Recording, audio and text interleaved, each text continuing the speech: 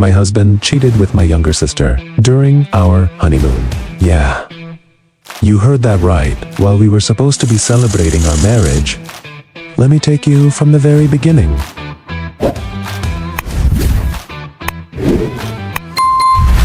Her name was Rachel. We had been together for 5 years before we got married. She was kind, funny, the girl everyone loved. My family adored her, especially my younger sister Emily.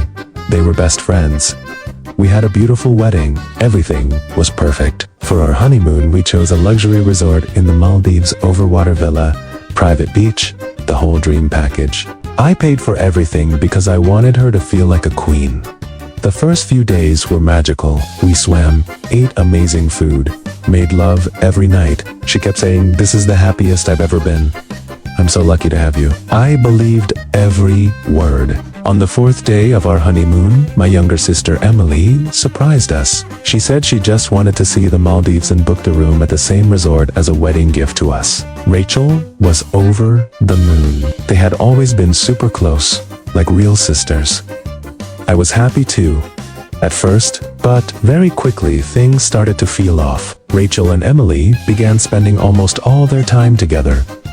Beach, pool, spa, dinners. They would disappear for hours for sister time. When I asked Rachel to spend some time, just the two of us, she got annoyed and said, "Emily came all this way for us.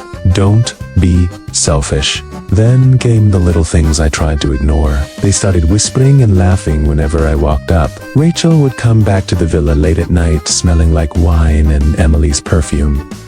One morning I woke up and both of them were gone. I found them having breakfast together at the beach club wearing matching bikinis, looking like they were on their own honeymoon. When I sat down with them, the conversation died instantly. Emily gave me a weird smile and said, "You're lucky to have her. She's amazing." Rachel just looked away. On the 6th night, I decided to surprise them with a romantic dinner on the beach. I went to the front desk to arrange everything, and when I came back to the villa, the lights were dimmed. Through the big glass windows, I could see everything. Rachel and Emily were inside. They were on the bed, completely naked, kissing each other passionately. My wife's hands were all over my sister's body. Emily was moaning Rachel's name. They were having sex. On our honeymoon, in the bed I paid for, while I was outside arranging a romantic dinner for my wife. Rachel saw me first. Her eyes went wide with pure terror. She pushed Emily away and tried to cover herself with the sheet. Emily just froze. For a few seconds, nobody moved. Then Rachel started crying. "It's not what it looks like. We were drunk. It was just experimenting. Please, don't ruin our honeymoon." Emily whispered, "I'm so sorry. It just happened." I didn't say a single word. I turned around and walked straight to the beach. But what happened after I walked away from the villa, that was when the real nightmare started, because we still had 5 days left on the honeymoon. The resort was paid in full. Our families were waiting for photos and stories, and both Rachel and Emily immediately started working together to make sure I would never tell anyone what I saw. But what happened after I walked away from the villa, that was when the real nightmare started. I walked straight to the beach and sat on the sand in the dark. The ocean was calm, but inside me, everything was on fire. My phone started vibrating nonstop. Rachel, 34 missed calls in 12 minutes. Emily, please talk to us. It's not what you think. Rachel sent a voice note, crying, "Babe, please come back. It was just a stupid drunk moment. We love you. Don't ruin our honeymoon over nothing." They were already working as a team. I didn't answer. I sat there until 3 a.m., staring at the water, trying to understand how my wife and my own sister could do this to me on our honeymoon. When I finally returned to the villa at sunrise, both of them were waiting. Rachel was crying dramatically on the bed. Emily sat beside her, holding her hand like a supportive sister. The moment I walked in, Rachel ran to me and threw her arms around my neck. "I'm so sorry. It was the alcohol, the heat, the excitement. It meant nothing. Please don't throw away our honeymoon. We still have 5 days left. Let's enjoy them together. Emily joined in, tears in her eyes. I love you both so much. It was a mistake. Let's just pretend it never happened and have the perfect honeymoon you deserve. They were tag-timing me, my wife, and my sister, working together to gaslight me into silence. For the next 2 days, they turned the honeymoon into a performance. They booked private boat trips, sunset dinners, spa sessions, all 3 of us. Every time I tried to talk about what I saw, Rachel would start crying and say, "You're going to ruin the most beautiful week of our lives because of one drunk kiss." Emily is my sister. She's family. Don't destroy us over nothing. Emily played the guilty little sister perfectly. I feel so ashamed. I would never hurt you. Please forgive us, and let's just enjoy the rest of the trip. They even posted cute photos of the 3 of us on Instagram with captions like "Best honeymoon ever with my favorite people." The whole world thought we were the perfect couple plus supportive sister. But at night, when they thought I was asleep, I heard them whispering on the balcony, "Rachel, he's still mad. We need to keep him calm until we get home. Emily, just keep telling him it meant nothing. He'll believe us eventually. We can't let him tell our parents." They weren't sorry. They were managing the damage. And the final twist came on the last night of the honeymoon, because that's when I found the messages between Rachel and Emily that went back almost 2 years. Messages that proved this wasn't one drunk moment. This had been going on long before we even got married. And the final twist came on the last night of the honeymoon. I couldn't sleep.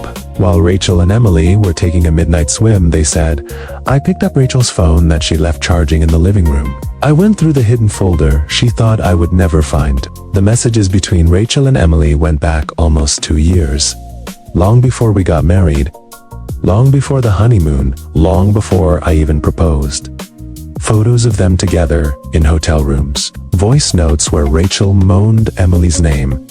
Messages like, I can't wait until he's at work, so I can come over. Last night with you was better than any night with him. Even a message from the day before our wedding. After tomorrow I'll be his wife, but I'll still be yours. This wasn't one drunk moment on the honeymoon. This had been going on for 2 years. My wife had been sleeping with my own sister the entire time we were planning our future together. I sat on the floor of the villa and read every single message until the sun started to rise.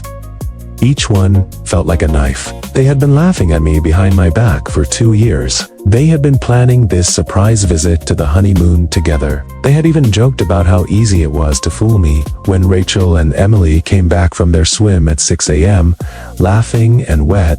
They saw me sitting on the floor with the phone in my hands. Their smiles disappeared instantly. Rachel dropped to her knees first. Babe, please. It's not as bad as it looks. We were confused. It started as a joke. Emily started crying too. I'm so sorry. I love you both. It just happened. We never meant to hurt you. They were both talking at the same time, trying to outdo each other with excuses. Rachel, it was only a few times. Emily, we'll never do it again. Rachel, please, don't tell our parents. They weren't apologizing to me. They were trying to save themselves. Rachel grabbed my hand and cried. We still have 1 day left of our honeymoon. Let's just enjoy it. We can talk about everything when we get home. Don't ruin the trip over something that meant nothing. Emily added, I'll go home today if you want. Just please don't cancel the marriage.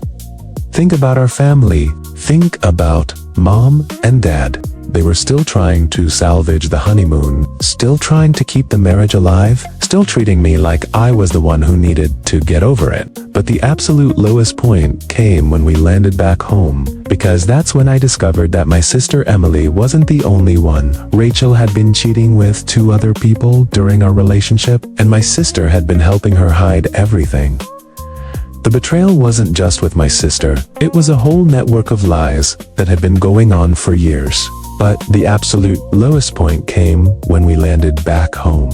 We flew home in complete Silence. Rachel tried to hold my hand on the plane. I pulled away. Emily sat 2 rows behind us, pretending to be the supportive sister. When we landed, Emily hugged Rachel goodbye at the airport, like nothing happened, and whispered something in her ear. I didn't ask what. The moment we got home, Rachel went to take a shower to wash off the trip.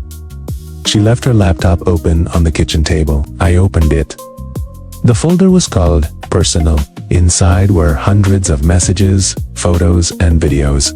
Not just with Emily. Rachel had been cheating with 3 different people during our relationship. My sister Emily for almost 2 years, her old co-worker from the office, a guy from her gym. There were videos, explicit videos of her with Emily in our bed while I was at work.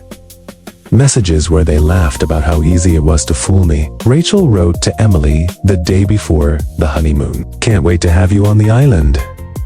We'll just tell him it's sister time. They had planned the entire surprise visit together. I sat there for almost 2 hours reading everything. Each new message felt heavier than the last. They didn't just cheat. They enjoyed it. They mocked me. They planned their secret meetings around my work schedule. When Rachel came out of the shower in her robe, smiling like nothing happened, she saw me at the table with her laptop open. Her face went white. She tried the usual performance. Babe, please, it's not as bad as it looks. I was confused. I made mistakes, but I love you. We can go to therapy. We can fix this. I didn't even raise my voice. I just sighed. I want a divorce. I want you out of the house by tomorrow, and I never want to see either of you again. That's when the real war started. Rachel immediately called Emily. Within an hour, both of them were in the house, crying, screaming, begging, threatening. Rachel, if you divorce me, I will tell everyone you were abusive and controlling. Emily, I will tell mom and dad that you're lying and trying to destroy our family. They tried every trick. Guilt, we're sisters, we're family. Threats, we have messages where you said bad things about your family. Manipulation, think about the wedding photos, the memories, the money we spent. They were a team. My wife and my sister united against me. I didn't argue. I started packing Rachel's things while they screamed. I changed the locks the same day. I blocked both of them everywhere. I sent the same message to both families. The marriage is over. There are things you don't know. I will explain when I'm ready. Please respect my decision. Then I turned off my phone. But the final blow came 2 weeks later, because that's when Emily sent me a message from a new number. It was a photo of Rachel's pregnancy test. Positive. With the caption, "Congratulations, uncle. You're going to be an uncle, and the father might be you. Or it might be me. We'll let you know after the paternity test." But the final blow came 2 weeks later. Emily sent me a message from a new number. It was a photo of a positive pregnancy test. The caption read, "Congratulations, uncle. You're going to be an uncle. And the father might be you, or it might be me. We'll let you know after the paternity test."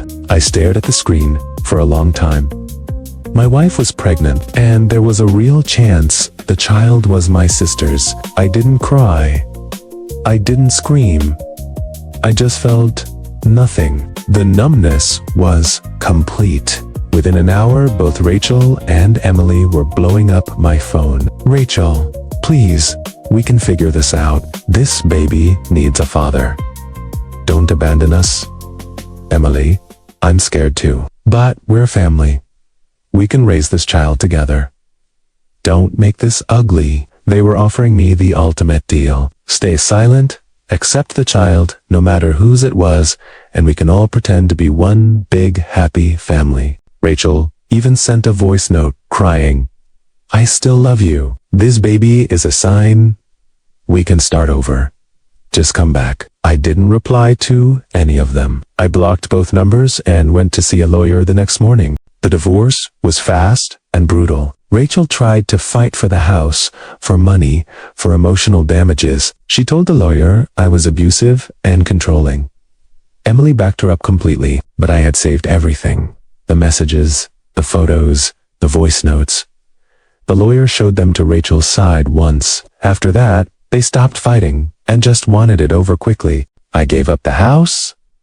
I gave up most of the money. I only asked for one thing, that the child would have my name removed from the birth certificate if the paternity test showed it wasn't mine. The test results came back 3 months later. The baby was Emily's. Rachel had been sleeping with my sister for 2 years, and they had planned to pass the child off as mine. I moved to a different city. I changed my name on social media. I started therapy. I went back to the gym every single day. Slowly, piece by piece, I rebuilt my life without them. I still see my sister's child sometimes from a distance. I send money for him because he's innocent, but I have no relationship with Rachel or Emily. I have no relationship with most of my family either. They chose to believe the official story that I was the crazy one who ruined a perfect marriage. So, yeah, that's the full story. Every single painful, disgusting, heartbreaking detail. My husband cheated with my own younger sister during our honeymoon. They had been sleeping together for 2 years. They got pregnant, and they tried to make me raise the child as my own, while laughing behind my back. I lost my marriage. I lost my sister. I lost my family, but I gained something they can never take away. My self-respect, my freedom, and the knowledge that I will never again stay silent when someone betrays me. If you're watching this and you've been betrayed by the person you trusted most, if your own family stabbed you in the back, just know this. You are allowed to walk away. You are allowed to choose yourself, and you will survive it and become stronger than they ever imagined. You can send your story to my email anytime, and I promise I'll tell it in the next episodes. Subscribe to the channel, drop a like on this video, and let the truth spread everywhere.